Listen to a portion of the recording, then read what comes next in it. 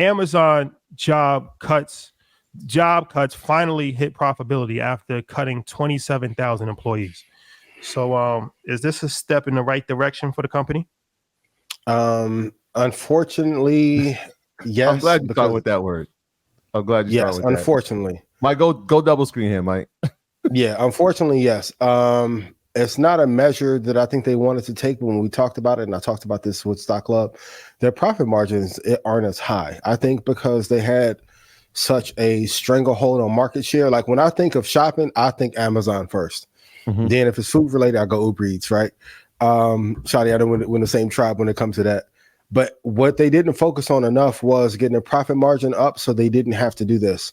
I think Amazon, like Apple, needs a little bit more innovation. But the thing that has saved Apple is the wide margins that they have on the hardware business and their illegal mob when it comes to getting the 30% out of every company in the App Store. So it is a step in the right direction. I don't like companies that cut jobs first as a way to raise profitability. I think there needs to be a lot more innovation. They need to figure out their pricing structure a lot better. But for the time being, this is going to benefit them.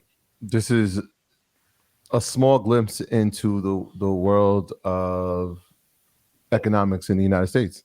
Yep. People are going to have to lose jobs for companies a lot of times to hit their bottom line.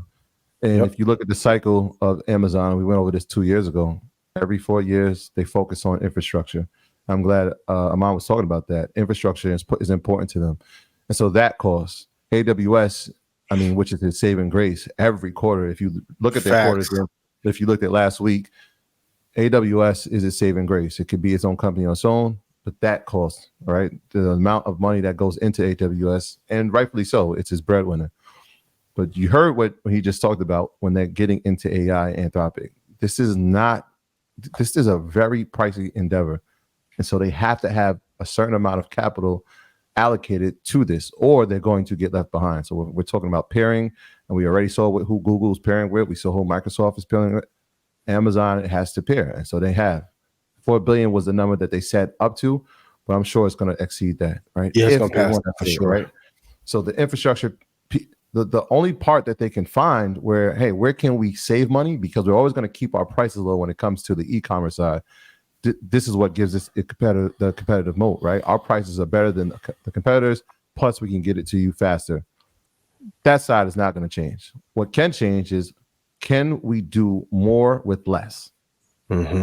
And a lot of companies have done this, and you saw that over the past 2 years. A lot of companies have decided, yes, we can do more with less, and by less, we're talking about staffing. And so when you see jobs get cut, this is the reason. Because they need to have more capital on the bottom line to make sure that, number one, the infrastructure will be in place, but from a standpoint of expanding from the world of technology, that they're always on par with their competitors so they can stay as one of those magnificent seven, which I think they will. I've said this for 3 years in a row. It's my favorite company. I think from a standpoint of having an ecosystem, they're in a perfect position, right? Even when we talked about Apple, and obviously it's the wealthiest company in the history of the United States, but we can see a slight dent, right? If we continuously, and we said this last week, if there's no innovation inside of the phones, and that makes up to 50% of the revenue, there's a dent there. I feel like Amazon's ecosystem, when we're talking about where they can go in healthcare, right? Where they can go in transportation, where they can go in e-commerce, and they can go in AI, it's so vast. So I like that ecosystem, but this is a casualty of it. This is a part of it. So I think, is it the right direction? Unfortunately, yes. Unfortunately, yes. Yeah. And if Microsoft put in $10 billion for the partnership with OpenAI, they're going to have to spend more than $4 billion. Unfortunately, they may have to get up to 6.5, 7. So yeah, they have to free up some capital. It's unfortunate, but they have to do it in order to survive. And like you say, if it wasn't for AWS, we would be having a dramatically different conversation.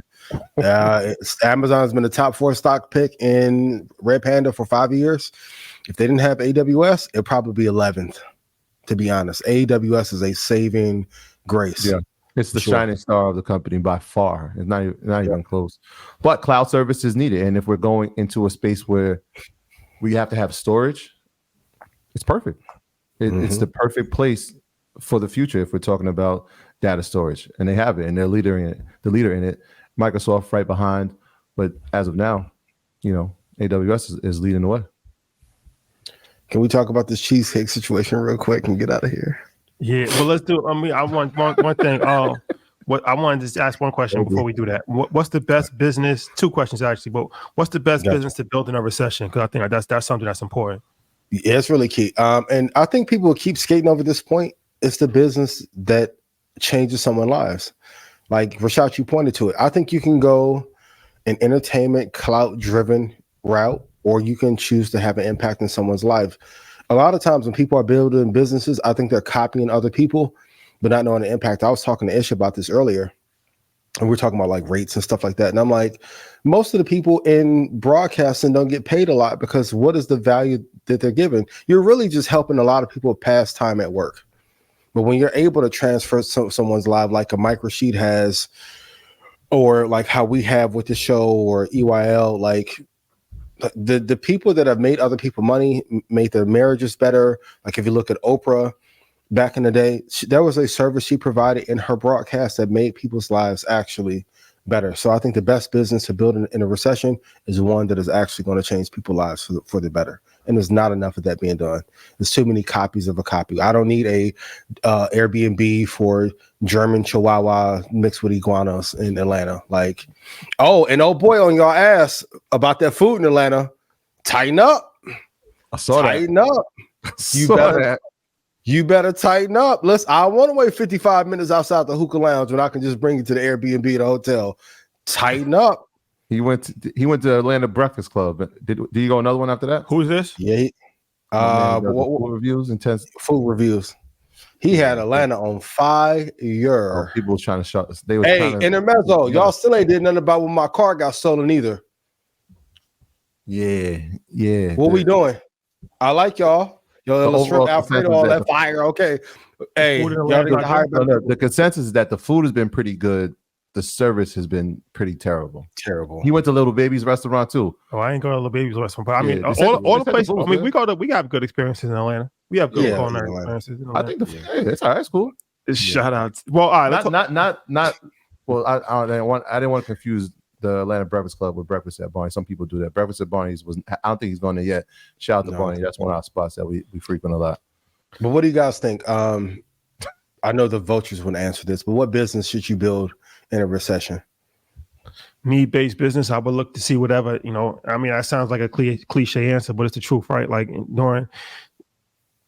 when we started Earn Your Leisure, it was just I felt like it was a need for, financial education, financial media, and it wasn't actually we got another idea that we're going to start. There's another need in the media space. But I felt like you should look at the landscape and see where's there's the need and what you can start at a low cost, because you don't want to overextend yourself, especially in a recession.